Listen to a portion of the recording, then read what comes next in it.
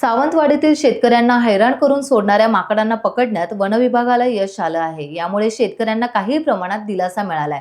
गेले कित्येक महिने या तालुक्यात माकडांनी धुमाकूळ घातला होता। मोठ्या प्रमाणात बागायतीचे नुकसान माकडे करीत होते। यामुळे सर्वसामान्य शेतकरी हैराण झाले होते। यावर उपाय म्हणून वन खात्याने माकडे पकडण्याची मोहीम सुरू केली असून सर्वत्र तालुक्यात ही मोहीम राबविली जाण्याची शक्यता व्यक्त होत आहे। गाव कुणकेरी, तालुका सावंतवाडी, कुणकेरी उपसरपंच सुनील परब।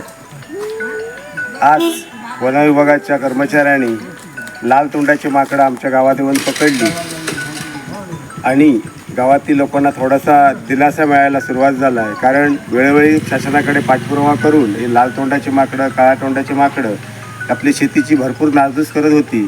त्या अनुषंगाने पालकमंत्री रवींद्र चव्हाण साहेबांशी याविषयी हे दिलेलं होतं, निवेदन दिलेलं होतं। याची दखल घेऊन शासनाने, वनविभागाने ही मोहीम राबवायला सुरुवात केली। काल परवा माडखोल गावात एक 60-70 माकडं पकडली आहे। कुणकेरी गावामध्ये 15-16 आज पकडलीत। अजूनही 100-200 माकडं अजून शिल्लक आहेत। तर आज ही पकडल्यामुळे थोडासा लोकांना आशा निर्माण झालेली आहे।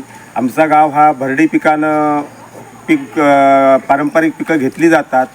नारळी, सुपारीची झाडं आहेत। या झाडांची खूप फळझाडाची नासधूस करत होती।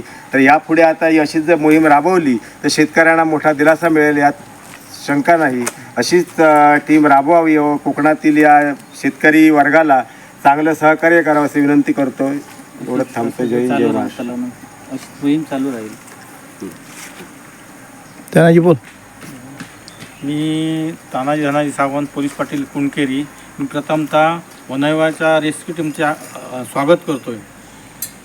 कुणकेरी गावात हे लाल तोंडाची माकडं आहेत, ती भयंकर उपद्रवी ठरलेली आहेत। त्यानिमित्ताने आमच्या गावातील ग्रामस्थांनी वनविभागाकडे वारंवार तक्रारी किंवा निवेदनं देऊन ते आज त्याची वनविभागाने दखल घेऊन कुणकेरी गावात उपद्रवी ठरत असलेले लाल तोंडाची माकडं आज वनविभागाच्या रेस्क्यू टीमने यश संपादन केलेलं आहे। आणि ही मोहीम अजूनही थोडे दिवस चालू राहावी कुणकेरीत अशी मला आशा वाटते। चांगल्या परिणाम आणि रेस्क्यू टीम आहे, उदाहरणार्थ आमचे रेडकर, माजी वनसेवक सेवानिवृत्त झालेले आहेत, बरोबरची त्यांची टीम, सर्व मंडळी चांगल्या पद्धतीने काम करतात। त्यांचे मी अभिनंदन करतोय कुणकेरी गावाच्या वतीने।